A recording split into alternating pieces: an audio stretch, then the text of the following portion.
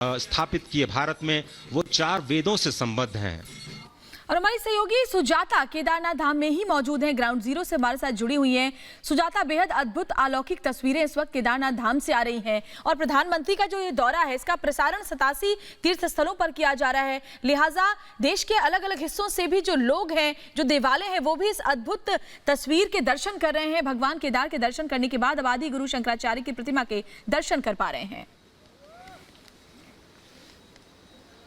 बिल्कुल श्वेता, और विशेषता यही है, यही हम लगातार कह रहे थे कि पहले भी प्रधानमंत्री मोदी केदारनाथ आए हैं, लेकिन इतना भव्य, इतना ग्रैंड कार्यक्रम जो था वो पहले कभी नहीं हुआ था जैसा कि इस बार हो रहा है। और जरा मैं आपको तस्वीरें दिखाती हूँ। ये लाइन देखिए, ये तमाम लोग हैं जो प्रधानमंत्री मोदी को सुनने के लिए आ रहे हैं। ये तमाम श्रद्धालु भी हैं और उनको पता था कि आज प्रधानमंत्री मोदी यहीं पर होंगे, तो दर्शकों की दीर्घा में बैठने के लिए ये लाइन है। ये श्रद्धालु भी हैं और प्रधानमंत्री मोदी का संबोधन भी सुनने के लिए आए हैं और कतारबद्ध होकर सभी लोग अंदर जा रहे हैं और जाहिर तौर पर सुरक्षा की भी खास एहतियात बरती जा रही है, तो सबकी चेकिंग की जा रही है और फिर सबको अंदर जाने दिया जा रहा है।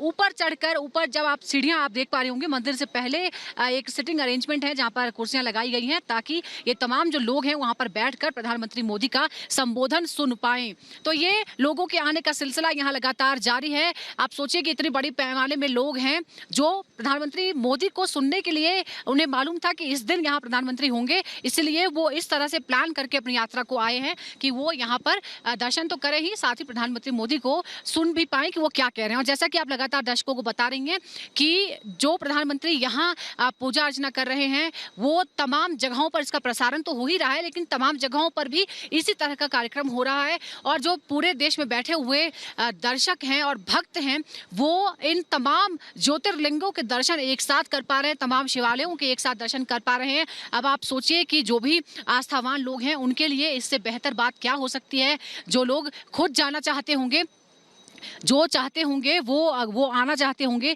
वो नहीं आना चाहते होंगे, वो नहीं आना चाहते होंगे, वो नहीं आ पा रहे होंगे, लेकिन अब वो इन्हीं हमारे माध्यम से, टीवी के माध्यम से इन तमाम शिवालयों के दर्शन कर पाएंगे, ज्योतिर्लिंगों के दर्शन कर पाएंगे। तमाम जो लोग हैं वो अंदर जा रहे हैं, दर्शक के रूप में वहां पर बैठेंगे। प्रधानमंत्री मोदी का संबोधन कुछ ही देर बाद शुरू होगा और जैसा कि हम दर्शकों को तस्वीरें दिखा रहे हैं कि प्रधानमंत्री मोदी ने आदि शंकराचार्य की मूर्ति का अनावरण किया है और यहाँ पर उन्होंने वहाँ ध्यान भी लगाया है। और अब आज के बाद जो तमाम जो श्रद्धालु हैं वो भी जा पाएंगे। और सुजाता, आप बड़ी बात कह रही हैं कि जो लोग चाहते हैं और दर्शन नहीं कर पा रहे हैं या वहां तक नहीं पहुंच पा रहे हैं, वो इन तस्वीरों के जरिए दर्शन कर पा रहे हैं। और देखिए, अमूमन हमने ऐसा देखा है कि कई बार वर्चुअली ही, रिमोट के जरिए ही अनावरण हो जाता है, लेकिन प्रधानमंत्री नरेंद्र मोदी खुद वहां पर पहुंचे, अपने हाथों से आप देखिए अनावरण मूर्ति का करते हुए। प्रधानमंत्री का जो लगाव है केदारनाथ धाम के साथ में, आदि गुरु शंकराचार्य के साथ में, उससे हम सब वाकिफ हैं और यही वजह है कि प्रधानमंत्री स्वयं वहां पर पहुंचे हैं।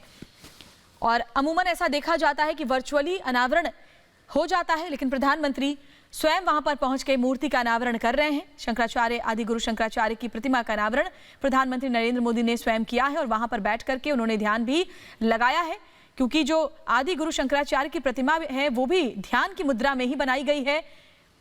बाबा केदारनाथ के मंदिर से थोड़ी दूरी पर इस प्रतिमा को स्थापित किया गया है।